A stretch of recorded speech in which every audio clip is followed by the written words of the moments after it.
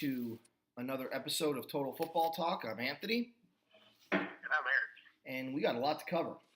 One of the things that we are going to do on the next show, we're actually not going to have a preview show the next show, or a review show. We're going to review where teams are at. We're going to kind of go over the current standings, who looks good, who doesn't look good, what our predictions were.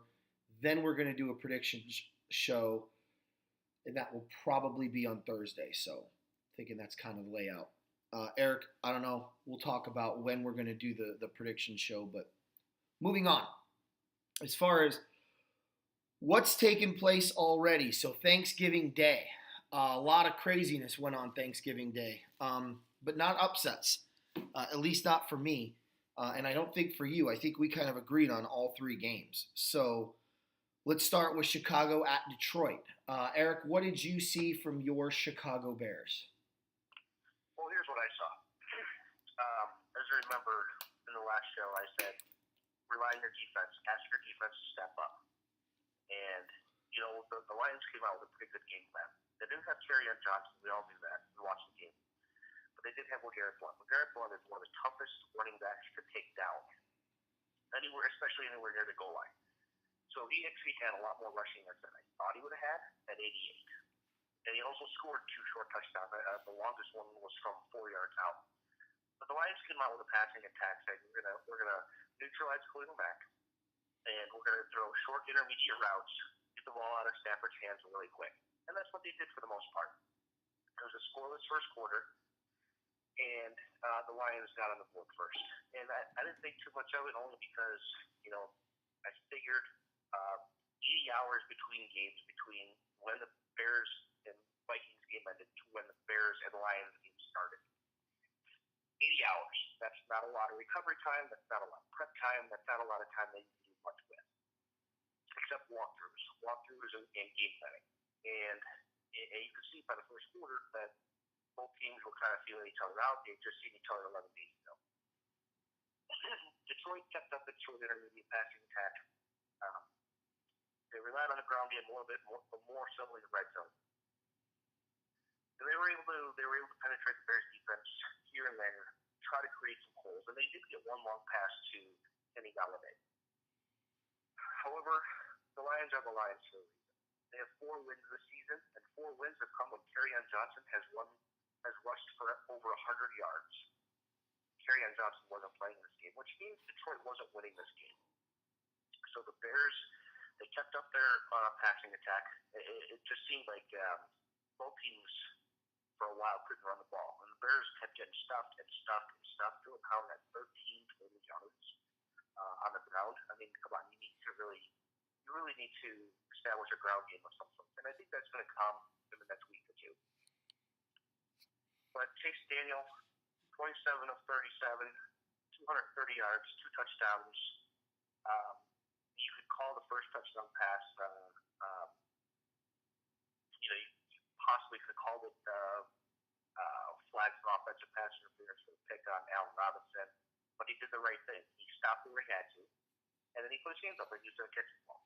Mm-hmm. And that's the way he was coached. And I think with any wide receivers coach, you're gonna have that be told to you, say, hey, turn around after you're done making contact with the defender. Turn around, put your hands up like you're going to catch your ball. They're not going to call it. And they did. They threw a flag for it, but he put his hands up, and it was perfect play to get Rizzo into the touchdown first score.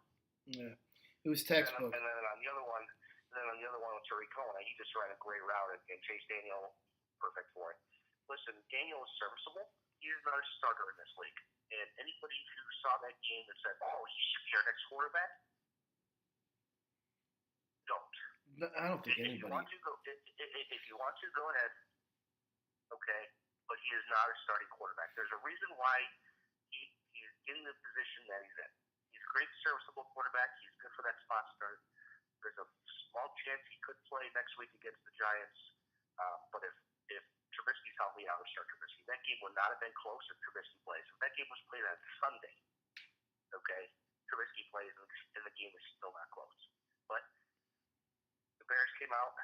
They found themselves in the second half, especially on defense. And my goodness, Eddie Jackson, have yourself a season, kid. Have yourself a season and a half, or or however many, not even 2 seasons yet. Another pick six, and oh my goodness, Stafford choreographed the crap out of that pass. Anthony, you could have picked it off and taken it to the house. Yeah, he stared at it the whole way through. Look, there's a couple things that I'm going to throw in here. First of all, Chase Daniels is a starting quarterback. Asking for him over Trubisky, no one on earth is doing. And maybe the people on the NFL Network, because they don't know football at all, even though apparently they played the game.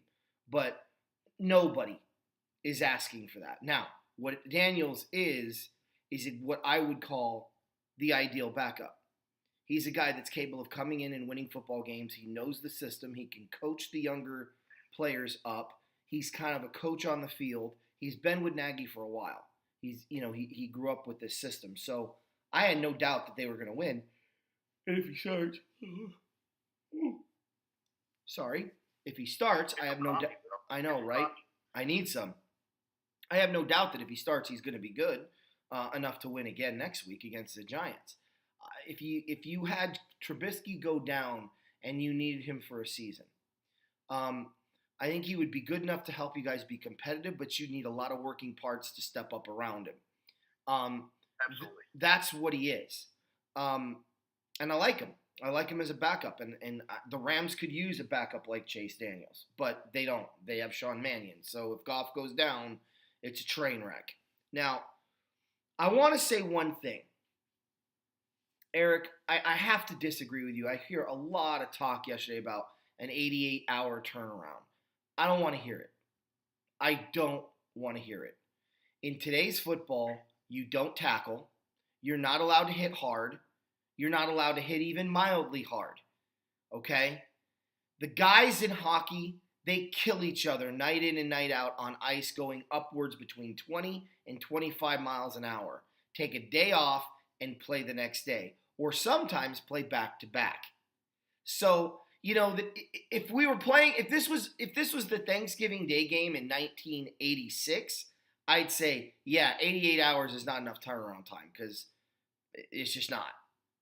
But this is 2018, in the era where defense is optional and you're not allowed to play it.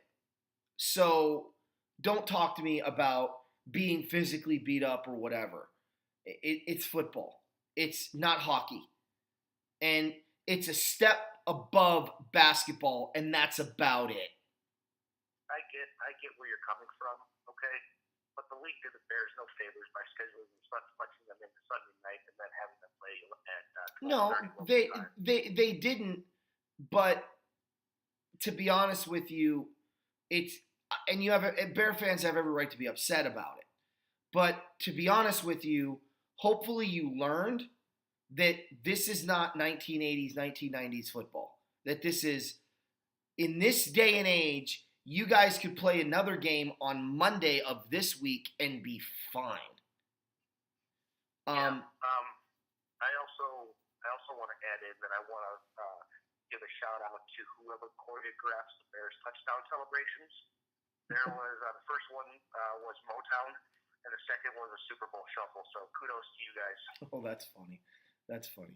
Look, as far as my take on this game, I felt like the Bears did everything they need to do to win. They brought their defense. They brought their A game.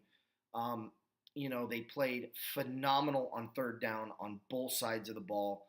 I'm a little worried about the Bears, Eric, in the sense that it doesn't seem like they try to run the ball.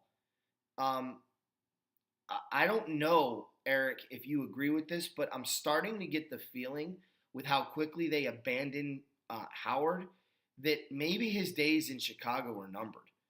I don't know if Nagy likes him as a running back. I've known that, and I have a theory, and we could touch on this in another show, so make sure you write this down and bring it up again. Okay. Because you're gonna call me crazy, but it's just a theory. But they were actually talking about trading Jordan Howard after Nagy got hired. So I know this is Howard's last season. Okay, they wanted to work on him catching the ball.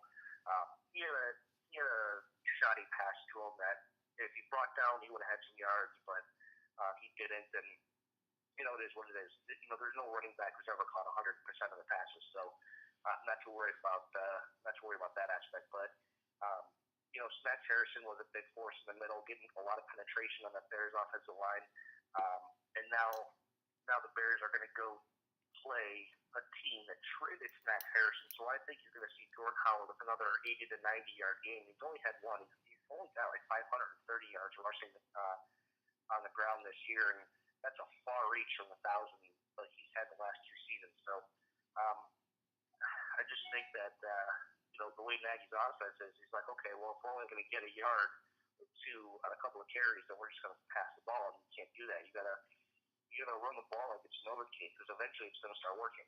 Yeah, you got to be patient with it. All right. I do want to say happy Thanksgiving or hope you guys had a happy Thanksgiving. I know it was a crazy day. I had a good time, good pie, good cake, cheesecake that is, that I made, by the way. Good turkey, good everything. So, had a good time. Did you have a good time, E? Yeah, great time. Awesome. We hope you guys did too. Washington at Dallas. I'm going to be pretty brief with this game. Look, somebody's going to look at that final score and go, "Really, Anthony? The Redskins are going to run the table?" Yeah, the Redskins are going to run the table. They play Philadelphia Monday night next week. The following week they got the Giants at home. Their only tough game down the stretch is Tennessee. And it's at Tennessee, and I could theoretically see them losing that game. But by that game, they're going to have all their guys back and healthy. I'm not worried about this game. Alex Smith will be back? No, I'm talking about on the offensive line, which is the most important position in football.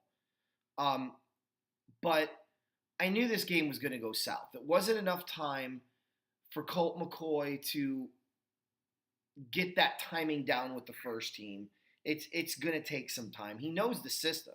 It wasn't a system problem. It was just a timing problem. And I watched the game. I don't know if you did, Eric, but if you noticed a lot of his deep balls, he was just missing.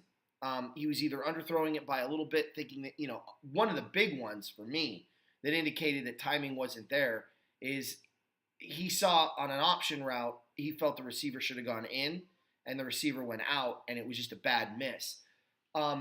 Adrian Peterson was a non-factor, and Dallas was not going to get swept by the Washington Redskins for the first time since what feels like the 1980s. So I'm not concerned. I picked the Cowboys for a reason in that game. Washington put up a lot of points. They put up about their normal in points, maybe a little under it, despite those struggles. So I'm pumping the brakes on everyone, thinking I'm out of my mind on this right now because, again, I predicted Dallas to win. I'll tell you what I liked from Washington first, and then I'll tell you a little bit more about this game. What I liked from Washington was when they were down and out, they made a little bit of a comeback, and they kept kind of plugging away and fighting. And for a moment there, the game looked like the Redskins could turn it in their favor, but then there was just too much Ezekiel Elliott and the Dallas Cowboys. Actually, there was too much Amari Cooper, which you know all too well, Mister. I put up 30 with one guy. I do. It was a beautiful Thanksgiving dessert right there. Yeah. I was. Me and Eric are playing each other in fantasy. I'm up by 6 because he had one guy put up points and the rest of the team didn't. That's not true. I think somebody else did for you. But anyway, all the guys that I started really produced the way I needed to. But Amari Cooper was a big factor here. But why was he a big factor? Because they used him the way he should be used. I'm not going to sit here and say that Amari Cooper is going to have a rejuvenated career and he's going to be a Hall of Famer in Dallas. The potential's there, but you got to run Ezekiel Elliott and then go up top, and that's exactly what Dallas did. And look, the Redskins have proven time and time again they're susceptible to the deep ball, and they play really, really aggressive at the cornerback position. And the only way you're going to fix that is by switching your coverage to zone. Do a lot of zone blitzing. Keep your safeties up top. But how do you do that with Ezekiel Elliott? You've got to put that safety in the box, otherwise he's going to run all over you, which means you have to play man. It's a complicated thing when you're not able to stop the run. And Dallas did a good enough job on the ground to really open up those passing lanes. It was a solid performance by Dallas. And I think Washington really needs their line to get healthy. And they've got a nice little break between now and then for that to happen. Your take, E. Yeah, Dallas played a great game overall, running the ball, opening up holes for the passing game. And yeah, Cooper had 130 yards on 2 catches that went for touchdowns, a 90-yarder and a 40-yarder. So his potential is there. It just needs to be unlocked, and I think that Dallas is doing the right thing by getting him the ball as early as they can because um, when Amari Cooper catches more than 4 passes, the team that he plays on usually has a W in the column after the game. You just got to get him involved and get him involved early so he has that, so he's in the game flow basically. And Zeke comes to eat on Thanksgiving. We know that. We saw what happened last year, jumping in the Salvation Army kettle, which was hilarious, and then he goes back to it again this time. Yeah, I just like the way that the more he gets the ball, the more effective he is, and he can really put a hurt on a team. And I know you like Washington running the table after this week, but with Colt McCoy quarterback, sorry, too many turnovers. And I know the referees were involved in this game, especially not calling helmet hits and pass interference penalties and whatnot. But you got to overcome them, but there's only so much you can overcome. So I get it. Okay, I don't see Washington on the table. I think this is Dallas division to lose now. Whether that comes down to Dallas, Washington, Philadelphia, who the heck knows? I mean, it's a coin flip at this point. But Dallas just needs to keep the same recipe for success. I mean, it's going to be hard, especially in their next game against New Orleans. It is at home, but I don't think it matters. New Orleans can play anywhere in the solar system. It doesn't matter. If they keep running the ball, and it's going to be a real true test for Zeke. He's going to face a much tougher run defense next week, and I'll be curious how he does in that game. So, as far as Dallas goes, they just need to keep running the ball, find the open receiver. I know it seems elementary, but it's also something that can be really hard to do at times because of how the defense game plans. So we'll see what Dak is really made of, especially next week. But yeah, you're right. There was no way Dallas was going to get swept by Washington. And kudos to Washington. They kept it close for a while. Nice 52-yard strike to Vernon Davis on a nice crossing route, or an out and up, I should say. And it was just perfectly put in his hands, and really got Washington back into the game and thought, hey, we could have a chance. But Peterson was neutralized, and then just Dallas just took over. Well, unless the Philadelphia Eagles scare the pants off of you, unless Jacksonville makes you wet the bed, I don't know why you don't think Washington can't run the table. They got the Eagles twice, the Giants. It's Jake Gruden. Well, okay. You are 100% correct there. I have no argument against you. I will make a bold statement right now. If the Redskins don't run the table, with the exception of maybe if their only loss is Tennessee, he's fired. They've got to drop him and go another direction. I think he's fired regardless. Really? Wow. Yeah, absolutely. Time will tell. New Orleans at Atlanta. Look, this game wasn't a game that I was worried about. I don't think too many Saint fans are worried about it. I know Atlanta gave you a scare a few weeks ago, but quite a few weeks ago. But at the end of the day, Atlanta, they're a 4-6 team for a reason, 4-5 team for a reason. Now they're 4-6, I believe, or maybe they were 4-6. 4-7. Yeah, they were 4-6. Now they're 4-7. Like, they're not going to scare anybody. Atlanta, the wheels have come off the Falcon freight train.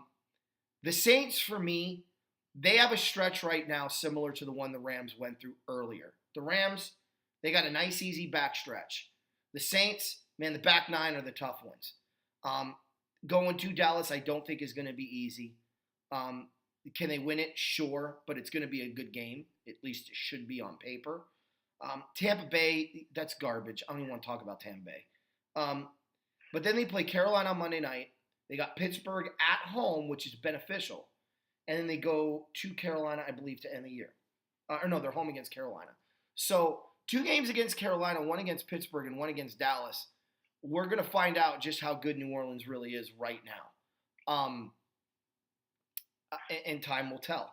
The reason I'm still saying the Rams are the best team in football is because the Rams went through the stretch, and they were 5-1 during that stretch.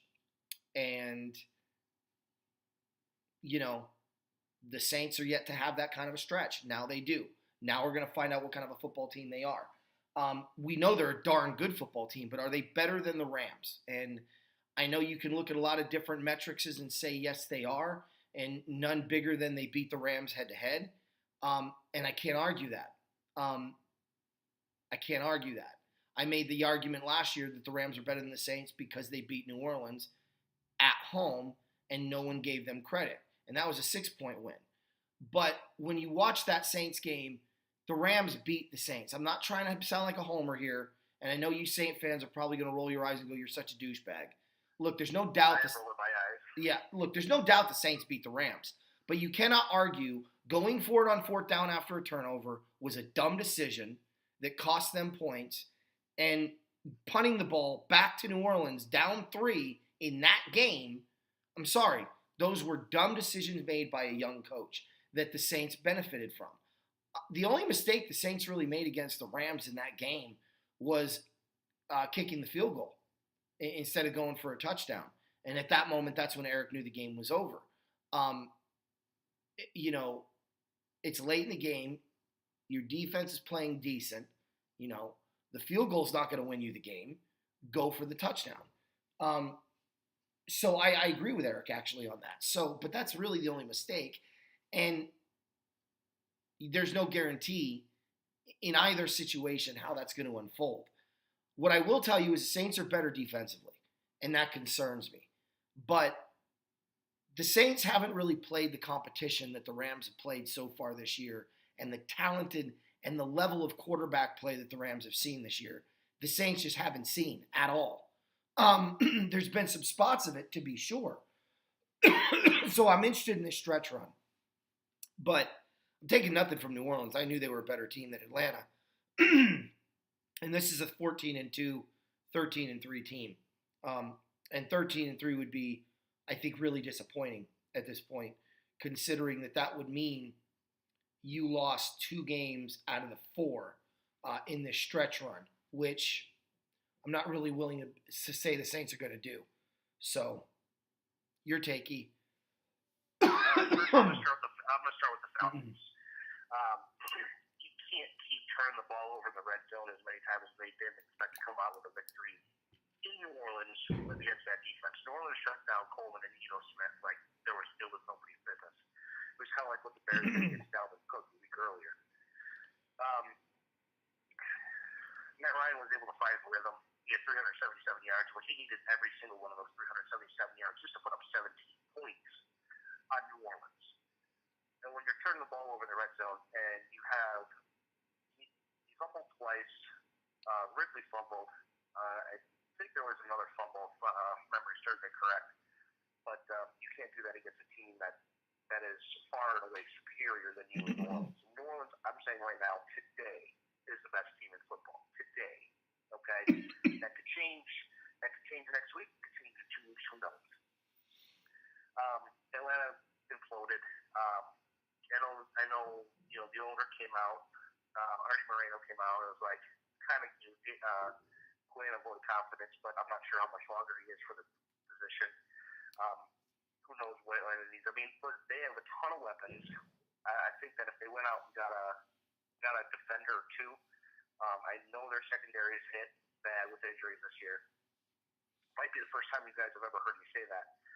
But they definitely need difference makers on defense because they have all the world's talented offense. Matt Ryan, former MVP. Devontae Freeman, if he ever gets healthy, I don't think Coleman will be back there next year, but Freeman will be back next year.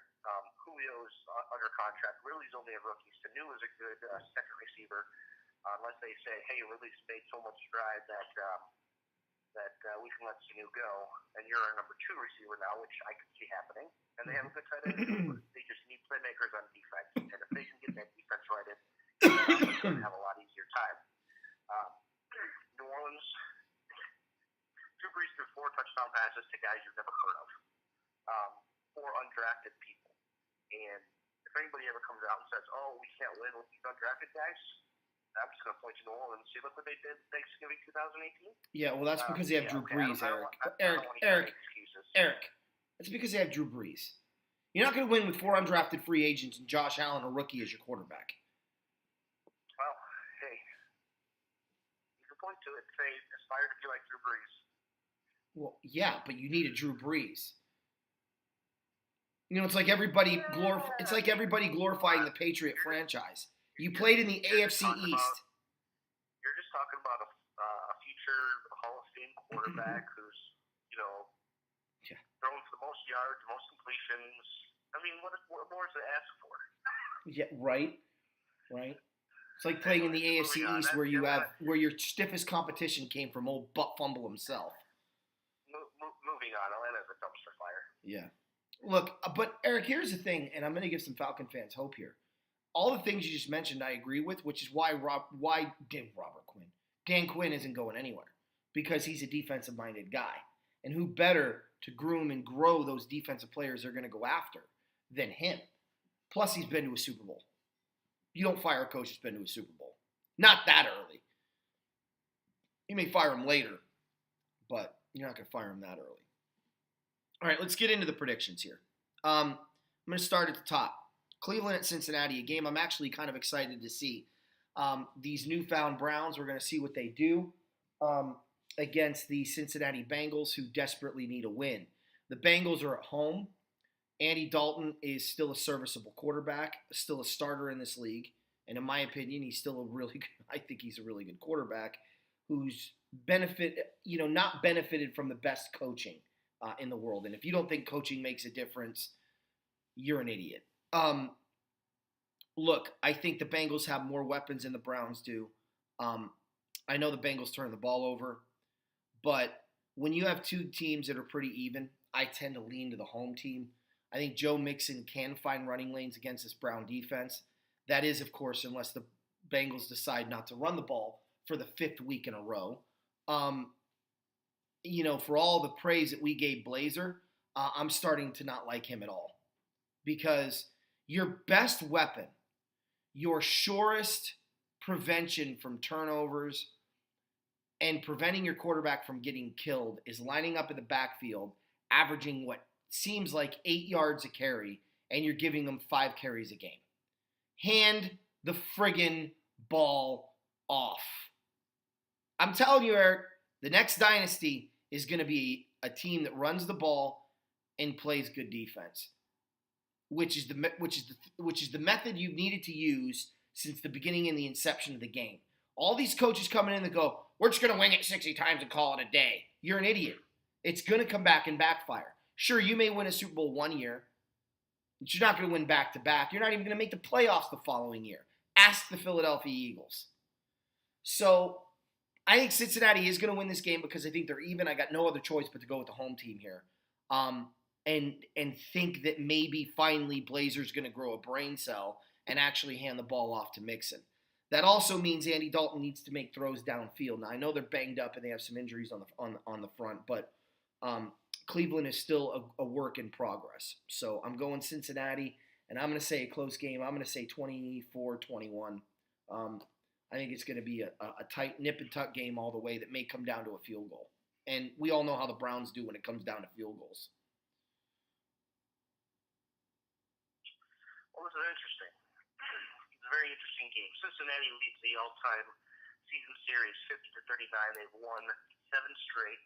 And the Browns' last victory over the Bengals came 4 years and 19 days ago. Wow. The Browns are hungry. They see Hugh Jackson on the other side. There's no AJ Green in this game, so it's going to definitely be a close game. And what's the stadium they play in, Anthony, in Cincinnati? Paul Brown Stadium. Paul Brown Stadium. Oh, the original owner of the Cleveland Browns. So Cleveland's kind of like playing right at home. Cleveland in an upset, 17-16. Well, one correction. He's the original coach. I believe Art Modell owned the team from the inception, but I may be wrong on that. Paul Brown did own the Bengals, though. FYI. I know. Fun fact. Seattle at Carolina. For me, this game it really comes down to, I don't believe in the Seahawks at all. The Rams clinched the division today with the Seahawks loss, and that's exactly what's going to happen. I think Carolina is going to absolutely correct all of the things that have been ailing them the last 2 weeks. They are not going to give up that many yardage on the ground, and when they don't give that kind of yardage on the ground and they're forced to throw, Julius Peppers is going to feast off of one of the worst offensive lines probably ever assembled in NFL history. if not one of the worst. And they're going to hit Russell Wilson. They're going to hit him all day. And his ability to maneuver and get out of the pocket is going to be nullified by Carolina's speed. I think Carolina's going to win this thing running away. I'm going to say 31-17 Panthers. So there are three West Coast teams traveling east to play an early game, early kickoff on Sunday. You know how well that bodes? Okay. Well, that's already been defunct anyway, so I'm not going to mention it until I just did. But I'm going to give you a stat percentage. 96%. 96%. That is how many passes Cam Newton attempts from the pocket. 96%. So he doesn't roll out and throw much, okay? And he is nursing a sprained knee, a little bit of a sprained MCL. So, I see Cam obviously getting his due, but also doing a lot of handing off to Christian McCaffrey. On the other side of the ball, Seattle, 80%. 80% for Russell Wilson, rolling out of the pocket and throwing the ball. 80% of the time. I mean, wow, like a lot. I do like Carolina in this game, 27-17 Panthers. No Devin Funchess, but Torrey Smith is going to be back. I don't think it matters because, A, they rarely use Funchess. B, Smith has been out for a few weeks, so he's going to get reacclimated into the offense. It'd probably be used more as like a decoy to take away one side of the field and blocking as well.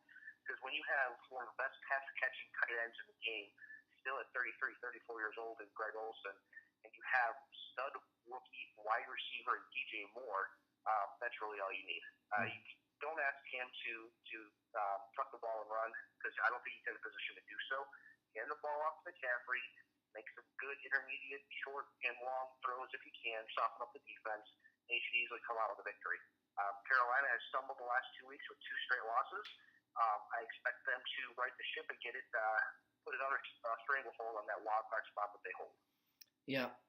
Jacksonville at Buffalo in a game of inferior teams. Buffalo does not have their starting quarterback. Buffalo does not have the weapons that the Jaguars do on offense. The Jaguars have Leonard Fournette back. The Jaguars have Bouye back.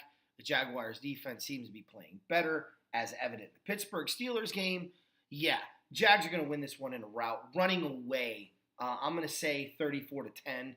I think Fournette's going to have a big day. I think the defense is going to have a few turnovers and have a big day. And at the end of the day, I think Buffalo's they've got a lot to rebuild there. McDermott worked wonders last year. And as much as I'm glad McVay won Coach of the Year, after seeing how bad Buffalo really is and the fact that team went to the playoffs last year, maybe McDermott should have won the NFL Coach of the Year last year, because to take that team to the playoffs with what he had, led by Tyrod Taylor and folk, a lot of credit to McDermott. He's got a big project on his hands. What if I told you Josh Allen was starting this game? Is he? He is. I mean, that helps, but I just don't think Allen has the weapons. Yeah, I know you gave Jacksonville 30-something points. Honestly, 2 inept offenses. Who knows if Bortles is going to be able to find an open receiver that's wearing his colors instead of Buffalo Bills? Well, I'll change the look, Eric. I'll change the score if Josh Allen is starting. I just figured there'd be a couple. Okay, well, I figured there'd be a couple defensive touchdowns. So take that down from 34-10 and make it 24-10. I still think Buffalo has an inept offense, more so than Jacksonville. Jacksonville did 95% of everything they needed to do last week to win. They just couldn't get the ground game going when they needed to get that first down to run the clock out more. Jacksonville 16, Buffalo 13 in a field goal fest. Ooh, it'd be a fun game to watch. Oakland at Baltimore. Not much to say here. The Ravens lose this game, they're out of the playoffs. I'm sorry. Because if the Ravens lose this game, I don't see them winning very many down the stretch. They're not going to lose this game. The Raiders are, as Eric likes to say, a dumpster fire. It seems like the Raider players are like, peace, I'm out. Well, you guys have 6 weeks of football left to play, so good job beating the Cardinals. I don't know that you're going to win another game down the stretch. You're certainly not going to win this one. I think there'll be some turnovers. I think Terrell Suggs will have a big day. I think that the Ravens will be able to run the ball all day. I'm going to go ahead and go with the Ravens in this one, 27-3. Wow, we're not too far off from our score prediction.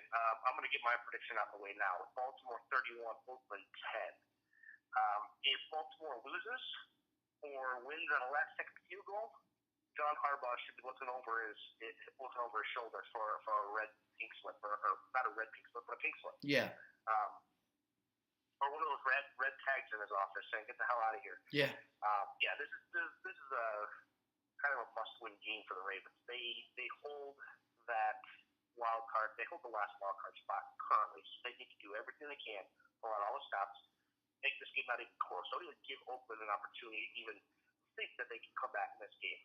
Lamar Jackson is starting, so you're going to see a lot more running, and I think he's going to have a lot more holes in Oakland's defense. I think you're going to see another 100-yard game from him. He's going to maybe throw for 150. He's going to get Alex Collins back as well. So I think you're going to see long Baltimore drives and clock-eating drives as well. And I think that's what they're going to go for today. You're not going to see big hits, but you are going to get maybe a defensive touchdown or two because Derek Carr just wants to get the heck out of there. Yeah. By the way, Baltimore gets Atlanta, and then they go to Kansas City. Good luck. Okay. Indianapolis, Miami at Indianapolis. I think this is the game of the day. I cannot wait to watch this game, and I'll tell you why I think this is going to be the game of the day. Miami, they are right there in the thick of the playoff picture. They've had some time to rest. They've kind of licked their wounds. The Colts are a beatable football team. Yes, even at home. But that's the fun part, is the Colts are a good football team, and especially at home. And Andrew Luck is a really good quarterback, one of the best in this league. And the Dolphins have a decent enough defense that I think they can keep this game close. I think this game is going to be nip and tuck all the way to the end. And to give you how much – look, I think this is going to be – for me, this is must-see TV. And I'm so glad that this has actually been moved to the afternoon instead of the morning like they had originally had it. It's out here, it's a 1 o'clock game. So the Colts are going to win this game. I have not necessarily no doubt, but again, they're the home team, and when you have two close teams, you kind of lean the home way if you're undecided. But I'm not undecided. I do think the Colts are a better team by a skosh, and I think the Colts move themselves further into this playoff picture. I think the Colts may end up making the playoffs. We'll get to that when we do our prediction show in a little while this week. But I'm going to go Colts 21, Dolphins 17. I think it's going to be, back and forth. There could be 6 lead changes in this game. It could be that type of football game. But I think at the end of the day, it's going to be Andrew Luck in the offense making things happen at the end of the game, and the Colts defense rising to the occasion and solidifying their 6th win of the year. Okay, so many things wrong with what you said. No, I'm kidding. I don't think it's close. I think Miami scores a touchdown late to make it close. Indy wins this 30-23. Andrew Luck, another couple of touchdown passes. Again, doesn't get sacked. Uses the running game and the screen passing game how he needs to. Indianapolis is good enough to get into that second wildcard spot. However, they are the 4th team of all the 5-5 teams currently as constructed. Well, they'll move up with this one. What that means is that Indianapolis, when they went forward on 4th down against the Texans early in the year, has currently cost them a position. Going to come back to bite them? We'll find out after week 17. But that currently is what's going on. Them not playing for overtime to try to win or even tie. If they tied, they'd be in that spot. However, I don't like ties. I think they're garbage. But whatever. That's just me. Until, of course, the Bears tie a game, and then I'm all kicked off for the rest of the week. But,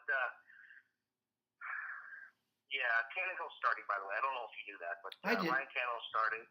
I don't believe they keep it close. Tannehill is more of a dink and dunker, and I think you're going to see Colts play a lot of 8-the-box, make Tannehill beat them deep.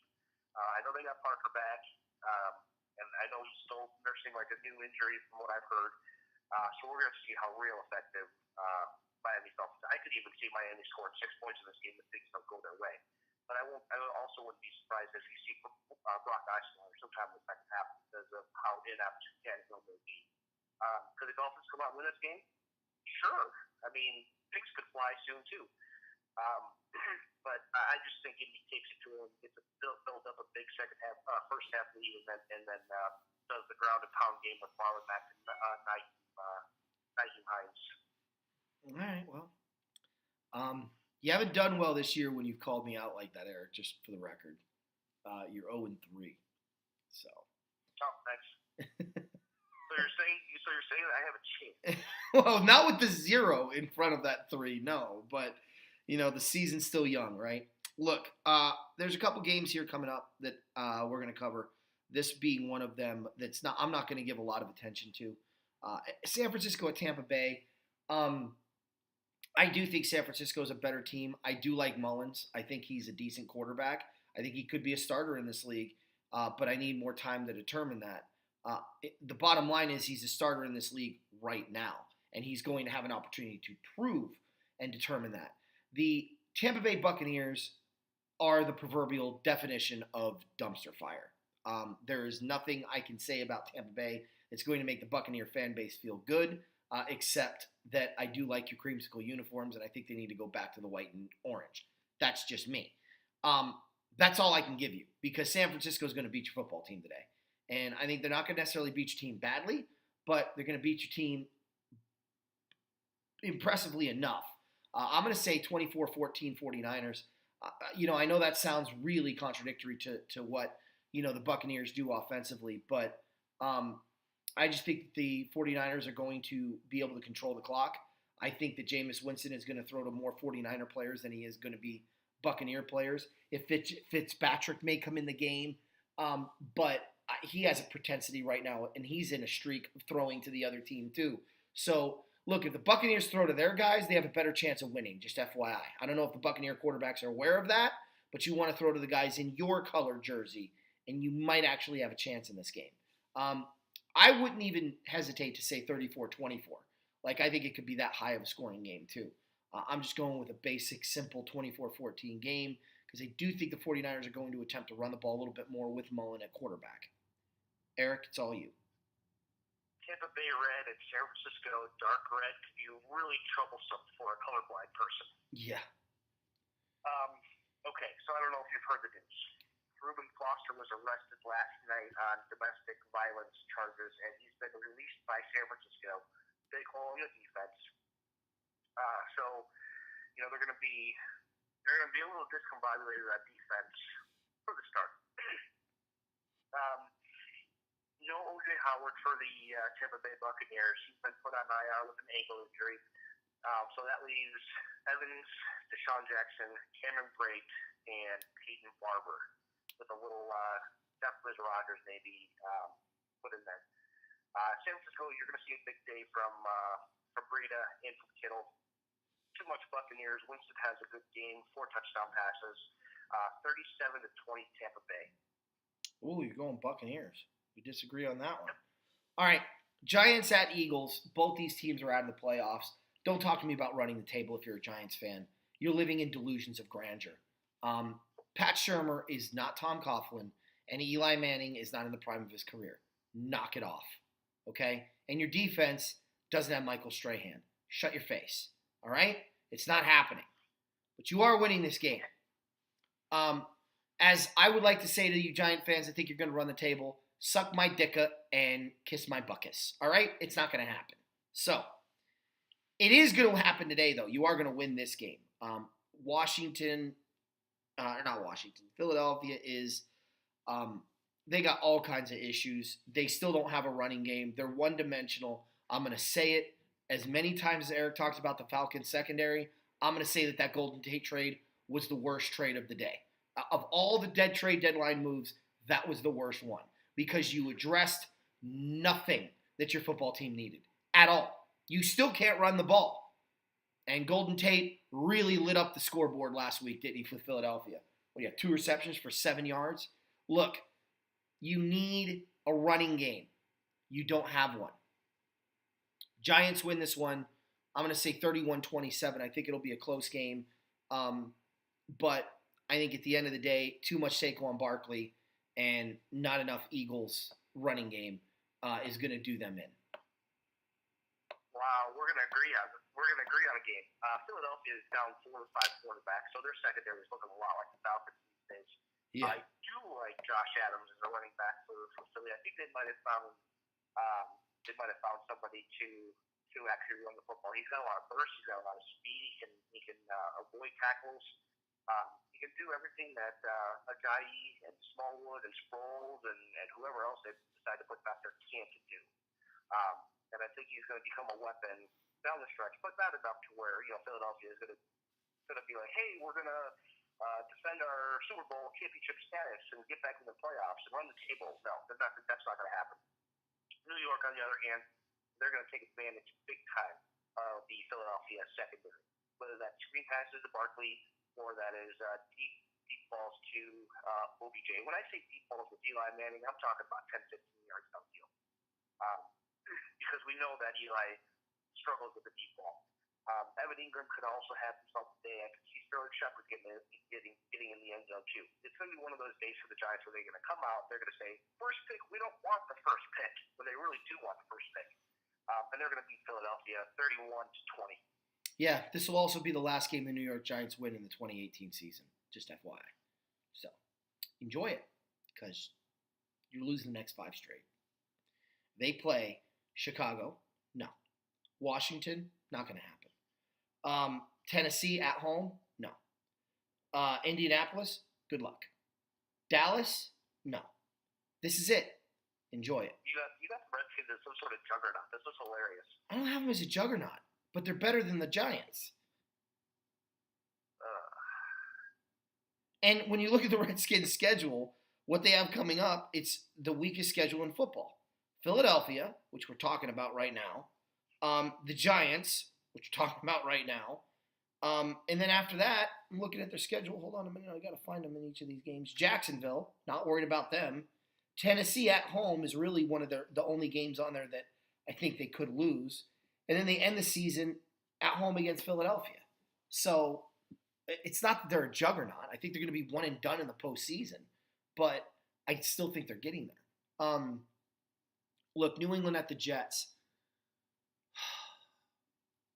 I'm glad that Danny Sheck is finally talking about something that I've been talking about for the last 5 years.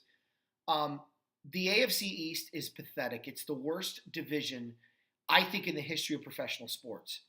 I have never seen a division in professional sports history roll out the garbage year in and year out that the AFC East is trying to put out there.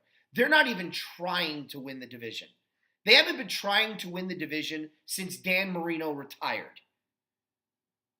I don't know what it is, but there has never been a time in sports history where a division has rolled out this bad of a competition against one team in their division.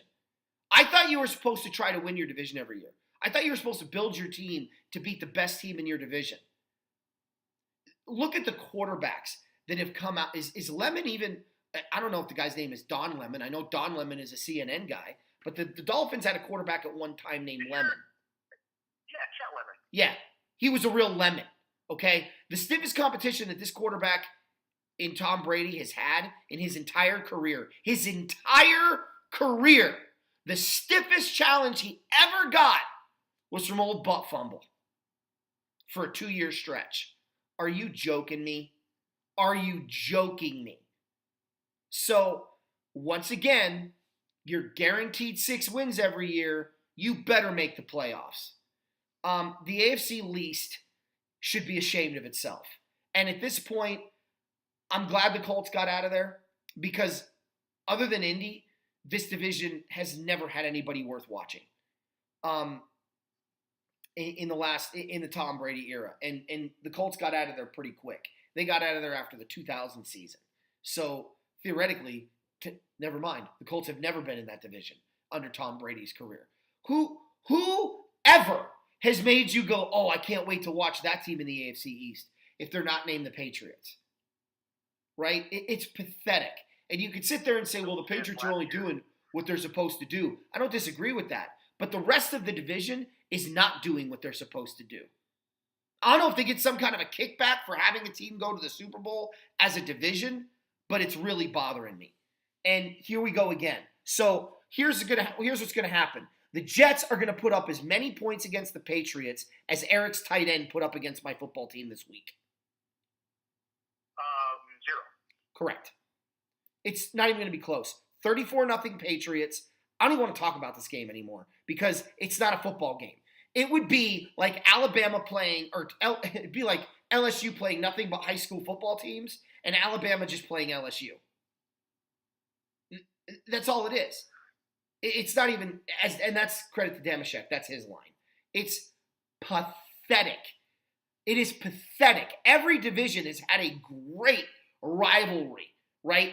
Baltimore, Pittsburgh, Indianapolis, Tennessee, Kansas City, Oakland, Denver, San Diego. Who have the Patriots had that's been a rivalry within their division? Oh, that's right. Nobody. Patriots 34, Jets nothing. Go ahead.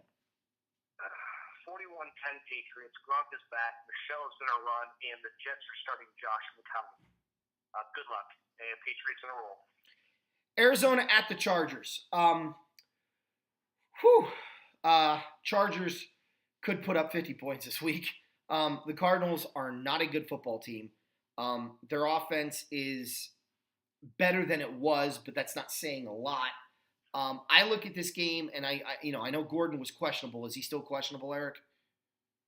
They say he's playing. Okay, so he's playing. I think he's going to put up big numbers. I think Phillip Rivers is going to put up big numbers. I think this No, you don't want to hear that, do you? No, because the Chargers defense is going to have 4 scores. Yeah, well, hey, you know what? That's fine. They may. I mean, the Cardinals are that bad offensively. Look, I'm going to say 52-21, and I'm being generous. Wow. I'm being generous giving the Cardinals 21 points. But I do think that, when you're throwing the ball over the lot, and you're in defense, when you're up 45-3, 45-7 rather, you're like, okay, we could take a few plays off, and that's where you get a touchdown. Then the Chargers come back and be like, no, little boy, you're over, 52-14. But then I think I could see the Cardinals scoring a touchdown in garbage time. This game will never be close. If it is close, then the Chargers have a lot of things to look into here because they're coming off of a loss, and then they got a deal against Denver, and then you have a struggling win against this football team. Chargers should win this one handily. I'm going to go 50 burger. I'm going to say 52-21 Chargers. Yeah, I don't think it's going to be that much of a blowout. Listen, and the only reason why I say that, I know they're coming off a loss and they're ticked off, but you can also run up the score on Oakland, which is a division foe, and they only won 20-6, and that game wasn't even close. Yeah. Even though it was 2 touchdowns, so they've had chances to. They just don't. They don't play that kind of football. They just don't run up the score like that on teams. They've got no ill will toward the Cardinals or anything like that, but I mean, they just happen to be in their way after a loss, and you have to take care of those teams.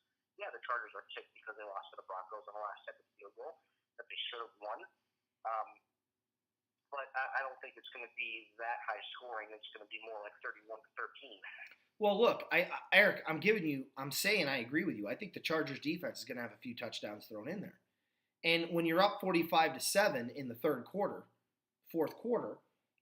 Gordon, you're just going to hand the ball to Ecker or Gordon, but they're capable of gashing that defense. If you're up 45-7 in the third quarter, and you're still handing off the ball to Gordon, then you deserve everything. Well, I just said, Eric, even if it's Ecker, they can run the ball on that. They can run the ball on that defense. You said Rivers, you said Gordon. You said anybody who might have a minor age of pain, and you run the crap out of Austin Eckler. That's what you do. No, I agree. That is something I do not disagree with. All right, so we agree on that game. Pittsburgh at Denver, upset special right here, and I'll tell you why. Denver is home, and Ben Roethlisberger, although he's been better this year, he is on the road, which he struggles with, and now it is officially life without Le'Veon Bell. I know what you're thinking. Anthony's been life without Le'Veon Bell all year long. It has been. but now it's official. He ain't coming back. So I think it's going to be a good game. I think it's going to be 23-20 Denver. I think that the Broncos are going to get some strip sacks on Ben Roethlisberger, setting up a few points. I think Pittsburgh's definitely going to get theirs. Antonio Brown is going to get I could see Ben throwing 2 touchdowns, 3 touchdowns in this game. It might be 23-21. But I think at the end of the day, I know the power of Mile High Stadium. The Rams went in there with that high-profile, high-prolific offense, and they could only put up 23. So I don't think Pittsburgh is as good offensively as the Rams. And because of that, I'm going to go ahead and I'm going to make a bold prediction. I think it's going to be a fun game to watch. And if you're a Steeler fan, don't worry. You play in the AFC North, and this year it's not very good. You can afford to take a stumble back here, but you do need to evaluate and go, what are we doing? I think what's going to happen, I think what's ultimately going to cost Pittsburgh in this game is I think they're going to get pass happy. And what they're going to take from this game is we've got this really great running back, and we need to use him. And we were planning on feeding Le'Veon Bell. We need to feed this kid down the stretch. I think this is going to be the loss that teaches Pittsburgh the most, and I don't see the Steelers necessarily losing another game at all down the stretch, with the exception of maybe New Orleans. Although I actually think they could beat New Orleans in New Orleans. Dome Stadium with that speed is going to be a fun game to watch, but that's way ahead of the pace. This is a tough place to play, is Mile High, and Denver's defense can get after it. So I'm expecting it's going to be cold today. I know Eric's going to disagree with everything I just said and tell me why the Steelers are going to win, but that's why it's called an upset.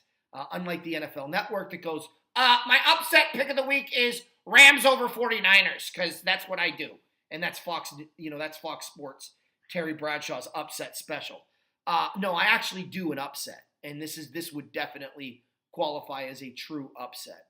Eric, take it away. Denver has Bradley Roby coming back to play corner for them this week, so that's going to definitely be a big boost on their defense. Case Keenum, good luck. Meet TJ Watt, because he's going to be all over your backside and be a big difference maker for the Steelers defense. The Steelers, I'm just going to come out and say it. The Steelers win this game 31-24. The way to neutralize Von Miller is running the opposite side or throwing screens over his head to James Conner, which I think you're going to see a lot of. But I also think you're going to see a lot of the backup running backs in this game too, because of the thin air. And the Steelers are going to deflate the Mile High City this afternoon, and you're going to see a lot of Roethlisberger to Brown and Schuster,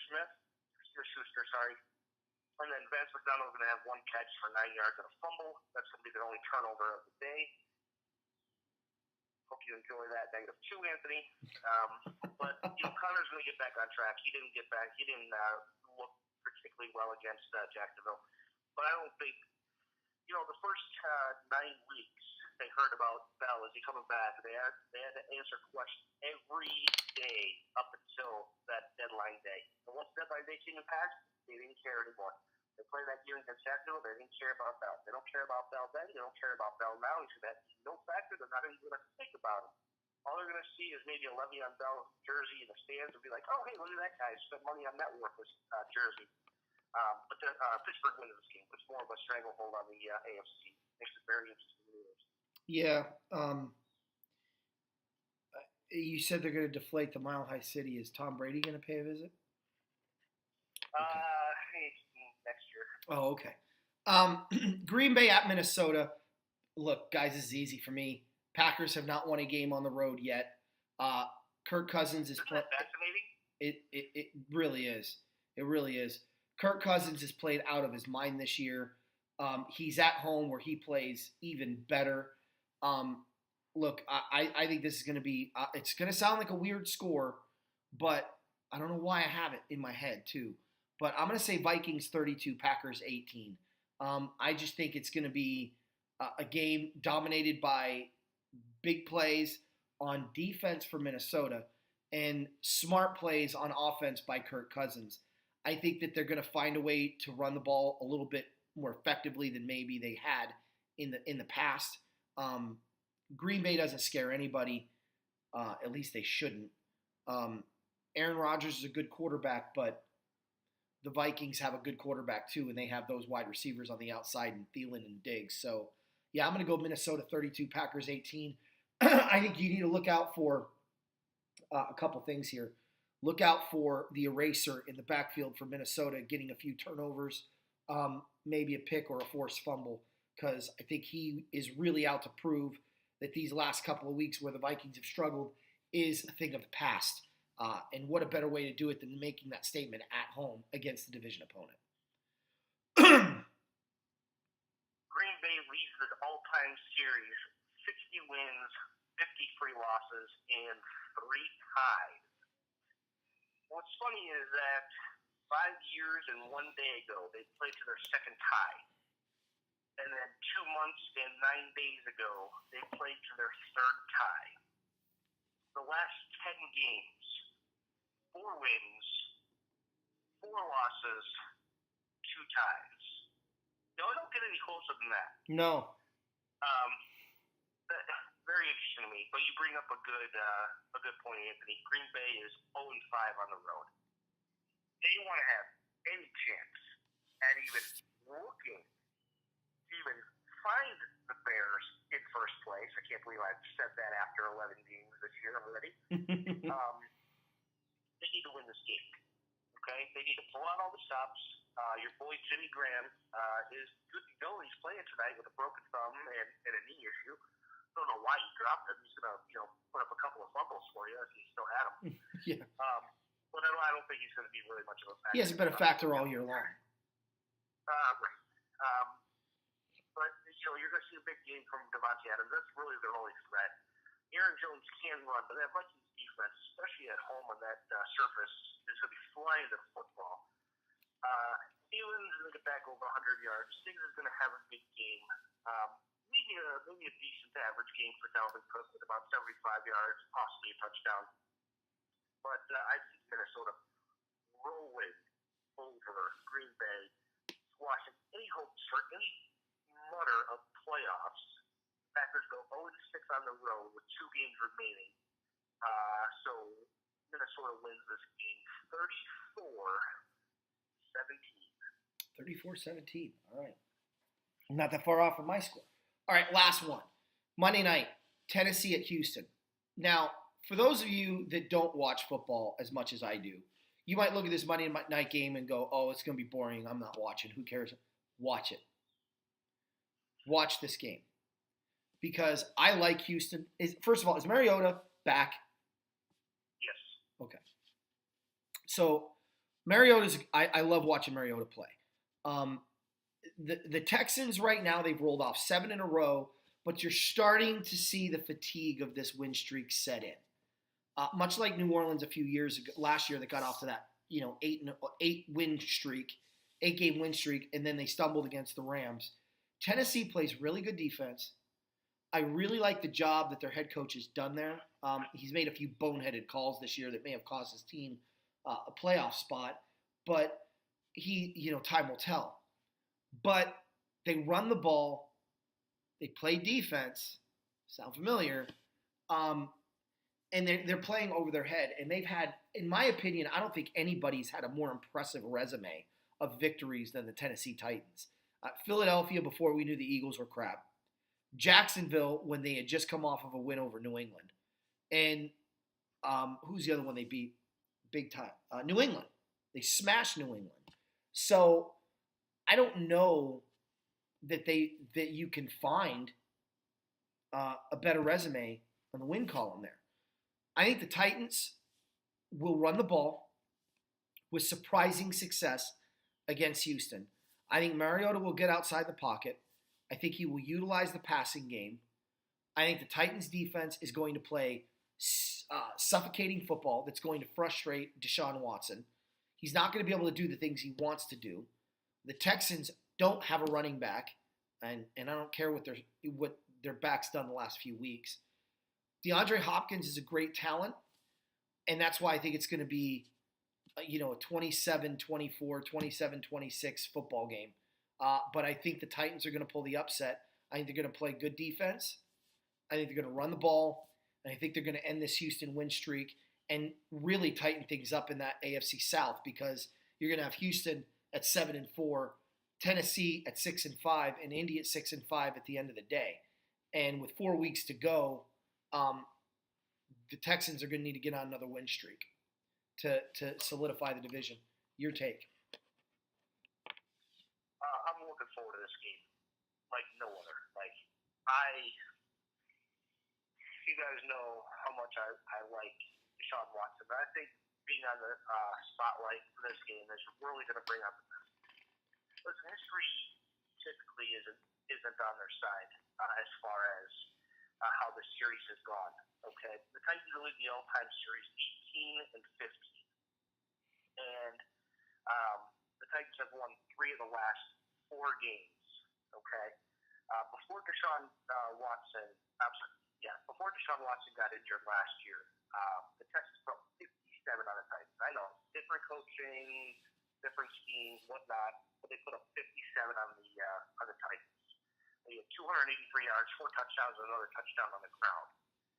Really much since then, it's been the Titans, and the Titans are coming off being rolled, and I mean rolled, like they had no business being in that game. However, excuse me, with the Texans typically back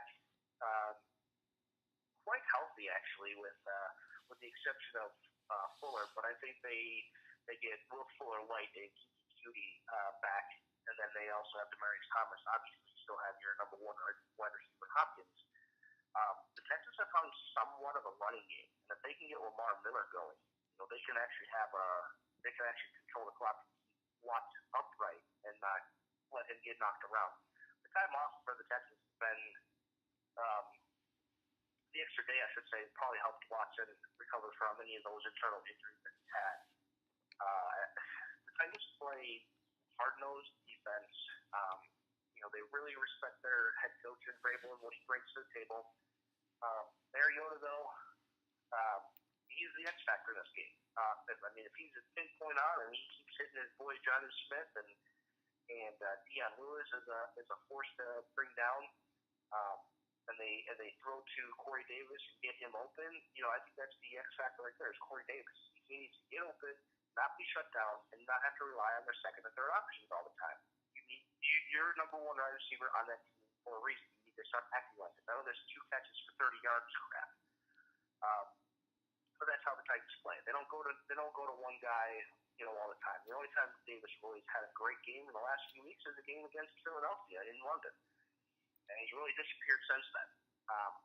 Houston, on the other hand, Mariota, I hope you got your running legs going, your track legs going, because Watt is going to be at the with Merciless and Clowney. They're not going to give him much time back there. So, Texans light up the scoreboard. They light up the scoreboard. Big games all around from all their playmakers.